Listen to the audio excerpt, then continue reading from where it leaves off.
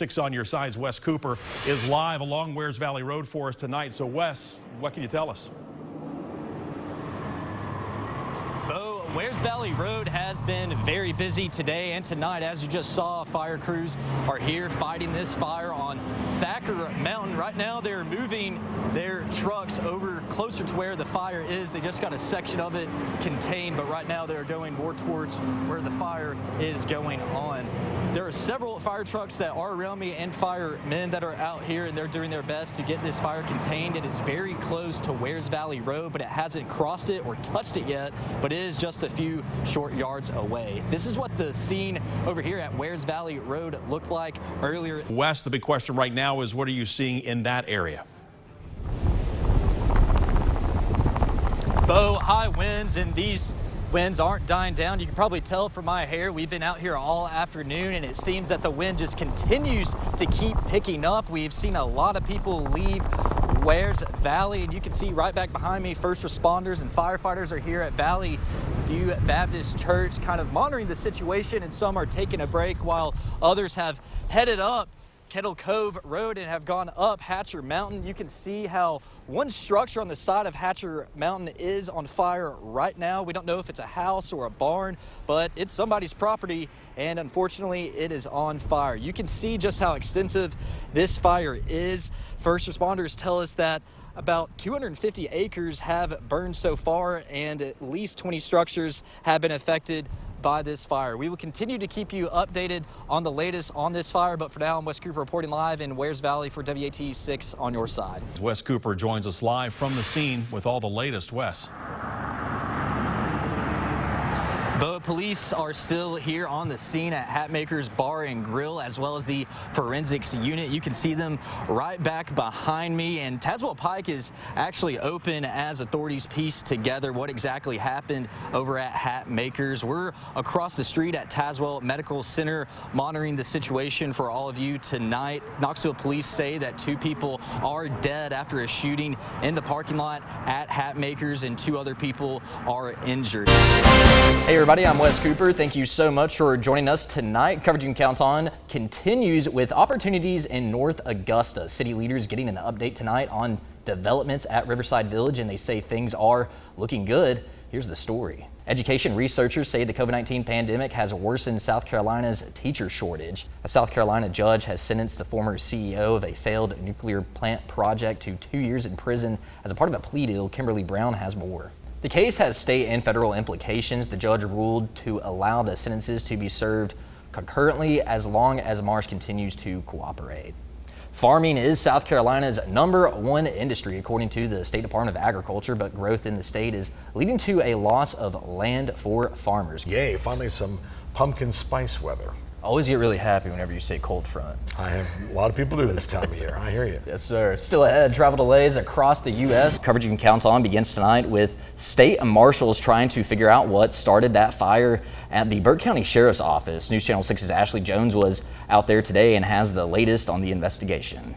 Deputies say they found a 27-year-old man with a gunshot wound to the head at a South Augusta gas station this afternoon.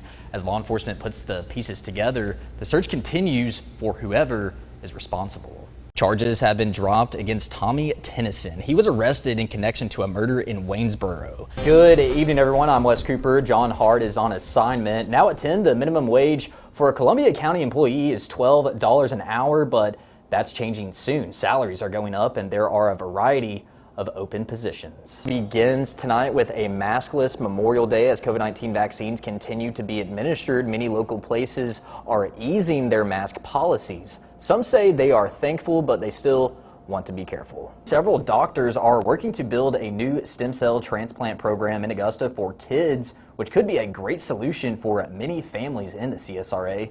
Here's the story. Jenny, the scene is all clear here at the Magnolia Court Apartments, what used to be the River Glen Apartments. We have seen some Richmond County deputies driving around this area, just making sure that everything is calm. One woman I spoke to tonight says she knows who the shooter is. Right, Brad, ever since that fight happened on May the 17th, authorities have been hunting for Brittany Kennedy. Now she's here at the Charles B. Webster Detention Center in a cell waiting for her first court appearance. Right, Brad, a large group will be down here on the docks at the Riverwalk near 10th Street to pick up trash like the stuff you see here tonight in the Savannah River. Right, Jenny, and we just witnessed an arrest related to the deadly accident that happened at mile marker 181 here on I-20. And as you can see, the highway is back open. The one lane going eastbound and one lane going westbound on Bobby Jones is back open after that tractor trailer crash. You can see that traffic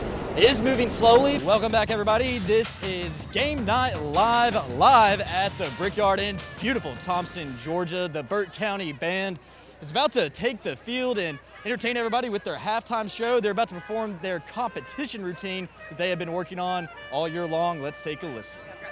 Y'all played a well-fought game tonight. Some mistakes, but how do you improve? We can't have that lull right there against good teams in the third quarter. We got to keep the pressure on them. I thought we did a good job the first half, but then we got to get to the second half and we got to still continuously keep that pressure. Give Burke credit, they made some plays when they had to make it, but hey, we came out victorious and that's all that matters. Play all 4 quarters, right? Yes, that's right. Play four quarters and you got to finish. And I thought we did a good job of finishing this ball game. Yes, sir. Congratulations. Thank you. Yes, sir. Go join the team. All right, John, back to you. All right, Wes. We are at the Columbia County Fair. Right now we're checking out the bumper cars. It's one of my favorite rides at the fair, joined by my good friend Taylor. And there's a lot of people here at the fair. Social distancing guidelines are in place. You don't necessarily have to wear a mask, but it is being very highly encouraged. The crime tape is still up here at Johnson's Beauty and Barber Salon in the Harrisburg neighborhood in downtown Augusta, just off of Eve Street. Police say that even though this shooting happened here at this business, it is not considered a dangerous place. Cars were lined up here at May Park in downtown Augusta with eager people going inside the community center to get a dose of the COVID-19 vaccine, and with high hopes that they will earn some extra spending money. On the second floor, right back behind me at the Hal Powell Apartments on Broad Street is where the fire started. Sir, back away from the vehicle. Sir. In a split second, officers must make decisions. So here in Burke County, Sheriff's deputies are getting more use of force training while including a tactic called de-escalation. Loved ones, even strangers, paying their respect here at Midland Valley High to a life taken too soon. Many say that Nathaniel or Nate Johnson had a promising future, and it's a shame what happened. Long live Nate. 14-year-old Nate Johnson is no longer with us, but his memory is being kept alive in the CSRA. That was part of his great foundation.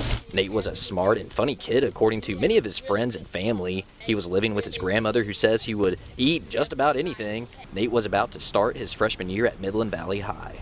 He knew a lot, probably more than me, honestly. You know, he paid attention in school, kept his grades up. Every time my boy Mike had a birthday, he would come over, we would just play football, have a good time. He was all around a good kid. One of Nate's favorite things to do was spend time outside. He liked being outdoors. You know, he's always calling me over, like, hey, come hang out with me. Investigators say Nate was shot on August 14th by 30-year-old Larry McKee Jr. McKee is also being accused of shooting another man in the same Graniteville incident and of shooting a clerk at the Family Dollar in Rennes. The alleged two-state shooter is in jail at the Aiken County Detention Center. I thought it was a joke because there's no way that my friend Nate had just passed. It broke me, but, you know, I didn't cry. Now, there's a lot of rumors going around, but only few people know what really happened. Most of the community is mourning. And his uncle. During the student-organized vigil, Nate's grandmother thanked everyone for their support. Long live Nate. As the balloons were released, some tears flowed. Nate used to go to school at the Aiken County School where Pamela Grandy works. She knew Nate well and is helping her son cope with the loss of a friend. And my son said, "I'm good, Mom." He was a Christian, and I know where he's at. And that helped him a lot. And it helped me that my son's preaching to me that, you know, that he feels good because he knows that Nate was a Christian. Nate's friend, Matthew Grandy, said that Monday was a tough first day back to school, but Nate will never be forgotten. In Graniteville, Wes Cooper, WJBF News Channel 6. Oh, come on, right, sweetie. You have a blessed day. For more than 20 years, All right, let's go. Mississippi native Connie Tooley has been helping kids get to school in Columbia County. I've enjoyed it. I've made a point of sharing a little bit of me, trying to bless somebody. I've had people stop me in the store and say, you made my day. And I'm like, that was my whole point. How are y'all this morning? Good. Y'all have a good day, all right? Nathaniel Jackson, or Nathan for short, All right, y'all. Y'all are safe to cross. How are y'all this morning? is a little fresher to the crossing guard game. This is his 3rd year on the job. I love every minute of being a crossing guard. There's not a day that goes by where I don't love being out here. Since hitting the streets, both Connie and Nathan's stylish yet graceful crossing techniques are getting a lot of attention. It does a lot for me because it makes me feel, love you too, makes me feel like I'm trusted, stuff like that. Okay. Yeah, because we're a part of the community. We help and serve the community. I like the fact knowing that the kids can come to me if they have an issue. You move pretty fast. Oh, yeah. So what's the secret?